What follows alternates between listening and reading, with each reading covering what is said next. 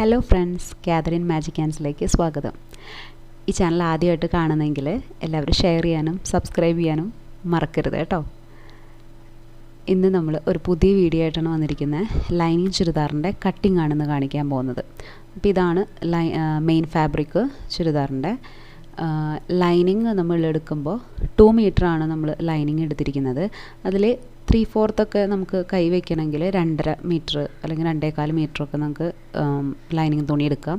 ഇതിപ്പോൾ 2 മീറ്റർ മതി, കാരണം എൽബോ വരെയുള്ള സ്ലീവാണ് എടുത്തിരിക്കുന്നത്. പിന്നെ അതിൽ ലൈനിങ് വെക്കുന്നില്ല സ്ലീവിൽ, അപ്പോൾ പിന്നെ കുഴപ്പമില്ല. ഇത് മെയിൻ ഫാബ്രിക്കിൻ്റെ 2 ബാക്കും ഫ്രണ്ടും സെപ്പറേറ്റ് ആയിട്ടാണ് അതിലിരിക്കുന്നത്. ഞാനിവിടെ അളവുകൾ സൈഡിൽ കൊടുത്തിട്ടുണ്ട്. ഇനി നമുക്ക് ലൈനിങ് ആദ്യം നമുക്ക് കട്ട് ചെയ്യാം. അപ്പോൾ ലൈനിങ് ചുരിദാർ കട്ട് ചെയ്യുമ്പോൾ ആദ്യം തന്നെ ലൈനിങ് ആണ് കട്ട് ചെയ്യേണ്ടത്. മെയിൻ ഫാബ്രിക് അതിന് ശേഷമാണ് കട്ട് ചെയ്യാൻ നമ്മൾ എടുക്കുന്നത് കേട്ടോ.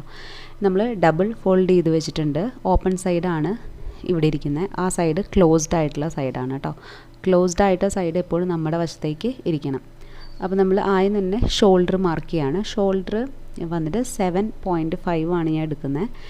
അപ്പോൾ ഷോൾഡറിൻ്റെ പകുതി, അതായത് 14 ആണെങ്കിൽ 15 ആണെങ്കിൽ അതിൻ്റെ പകുതി 7.5 ആണ് ഞാൻ എടുക്കുന്നത്. അവിടെ ഞാൻ സൈഡിൽ മെഷർമെൻറ്റ്സ് എഴുതി വെച്ചിട്ടുണ്ട്. ഇനി നമ്മൾ അവിടെ നിന്ന് തന്നെ ഒപ്പം തന്നെ എടുക്കുന്ന കൈക്കുഴിയാണ്. ആം ഹോള് വന്നിട്ട് ഒരു 6.5 ആണ് എടുത്തിരിക്കുന്നത്. അവിടുന്ന് ഡയറക്റ്റായിട്ട് ചെസ്റ്റ് നമുക്ക് മാർക്ക് ചെയ്യാം. ചെസ്റ്റ് മാർക്ക് ചെയ്യുമ്പോൾ എപ്പോഴും 2 ഇഞ്ച് എക്സ്ട്രാ ഇടണം.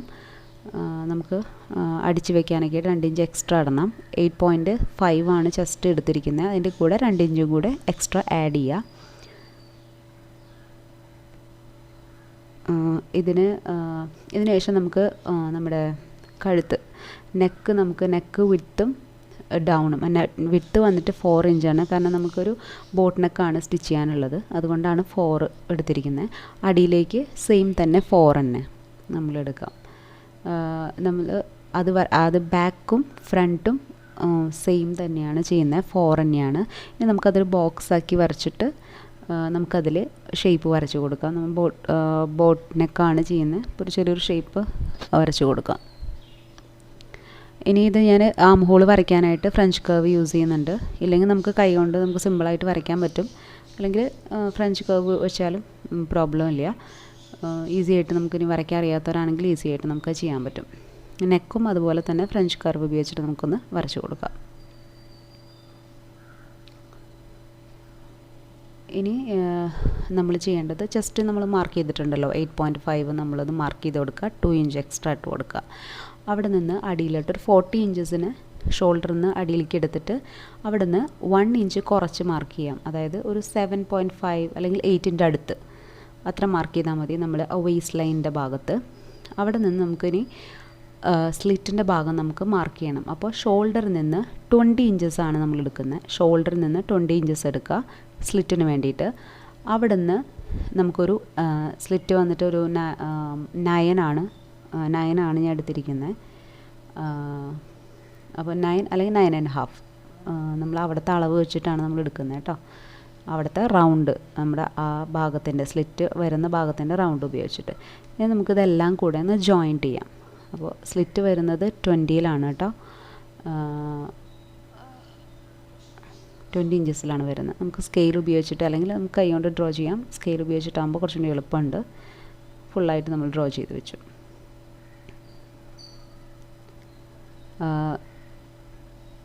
നമുക്ക് 2 ഇഞ്ച് വെച്ചിട്ട് മാർക്ക് ചെയ്യുകയും ചെയ്യാം. ഇതിലൊരു കാര്യമുള്ളത്, നമ്മൾ മെയിൻ ഫാബ്രിക് അല്ല, ലൈനിങ്ങിൻ്റെ ലെങ്ത്താണ് കേട്ടോ. ലെങ്ത്ത് എപ്പോഴും നമ്മൾ മെയിൻ ഫാബ്രിക്കിൻ്റെ 2 ഇഞ്ചസ് കുറച്ചിട്ട് വേണം എടുക്കാനായിട്ട് കേട്ടോ.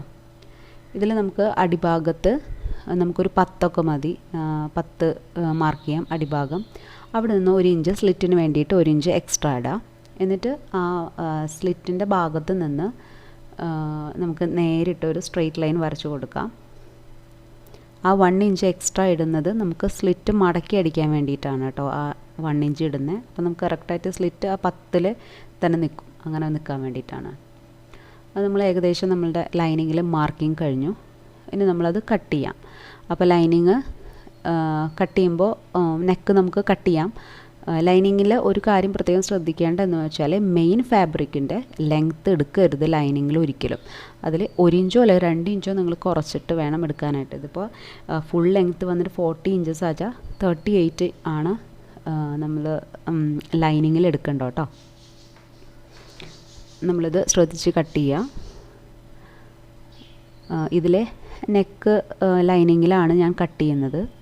നെക്ക് നമുക്ക് ലൈനിങ്ങിൽ കട്ട് ചെയ്യാം. ബാക്കും ഫ്രണ്ടും ഒരുപോലെയാണ്, അതുകൊണ്ട് വേറെ ഒന്നും ശ്രദ്ധിക്കാൻ വേണ്ട.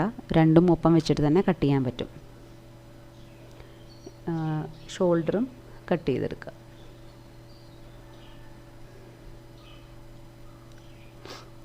ഇതിപ്പോൾ ഞാൻ അവിടെ മാർക്ക് ചെയ്തിടുന്നുണ്ട് ഫ്രണ്ട് ഏതാണ് ബാക്ക് ഏതാണെന്നൊക്കെ.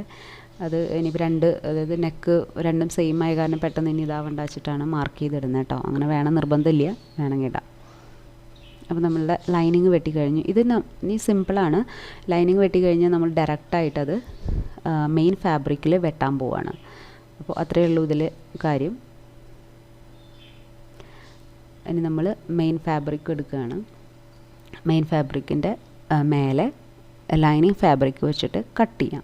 അപ്പോൾ ഇതിൽ ഓൾറെഡി ഇതിൻ്റെ ഫ്രണ്ട് പോർഷനിൽ ഒരു അടിഭാഗത്ത് ഓൾറെഡി സ്റ്റിച്ച് ചെയ്ത് വെച്ചിട്ടുണ്ട്. ഒരു പട്ട വെച്ച് സ്റ്റിച്ച് ചെയ്ത് വെച്ച കാരണം നമുക്ക് വേറെ അവിടെ അടിക്കേണ്ട ആവശ്യമില്ല അടിഭാഗം. ഇത് ഓൾറെഡി അങ്ങനെ സ്റ്റിച്ച് ചെയ്ത കാരണം. അപ്പോൾ നമ്മളിത് മേലെ വെച്ച് കട്ട് ചെയ്തെടുക്കുക വേണ്ടോ. നമ്മൾ നോർമൽ കട്ട് ചെയ്യുന്നുണ്ടോ, ഈ ഭാഗത്തൊരു പട്ട വെച്ച കാരണം നമുക്കത് വേറെ ഒന്നും ചെയ്യേണ്ട ആവശ്യമില്ല. അപ്പോൾ നമ്മളിതും കട്ട് ചെയ്തെടുക്കുക.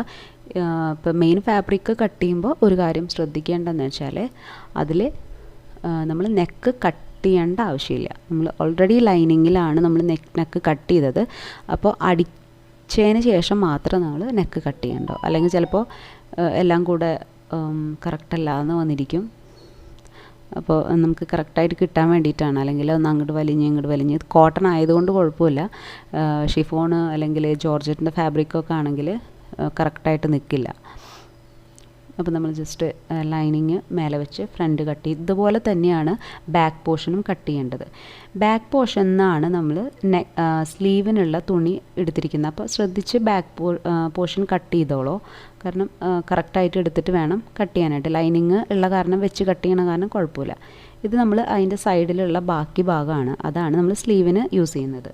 അപ്പോൾ സ്ലീവ് വന്നിട്ട് നമ്മൾ അതിൻ്റെ ഇറക്കം വന്നിട്ട് ഒരു 10 ഇഞ്ച് അല്ലെങ്കിൽ 11 ഇഞ്ച് വേണ്ടെങ്കിൽ നമ്മൾ 1 ഇഞ്ച് കൂട്ടിയെടുക്കണം. 1 ഇഞ്ച് കൂട്ടിയെടുത്ത് നമ്മൾ 12 എടുത്തിട്ടുണ്ട്.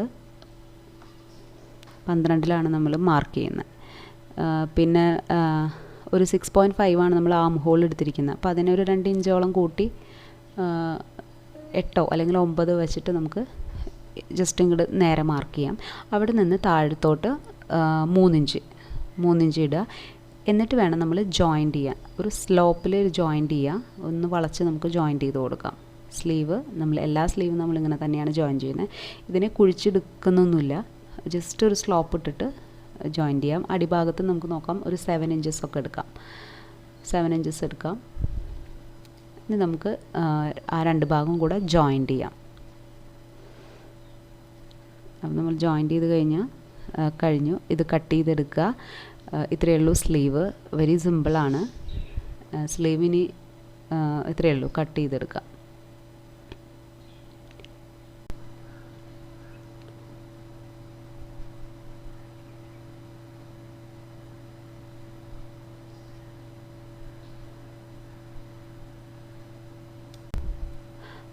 അപ്പോൾ നമ്മളുടെ ലൈനിങ്ങും മെയിൻ ഫാബ്രിക്കും സ്ലീവും എല്ലാം കട്ട് ചെയ്ത് കഴിഞ്ഞിട്ടുണ്ട്.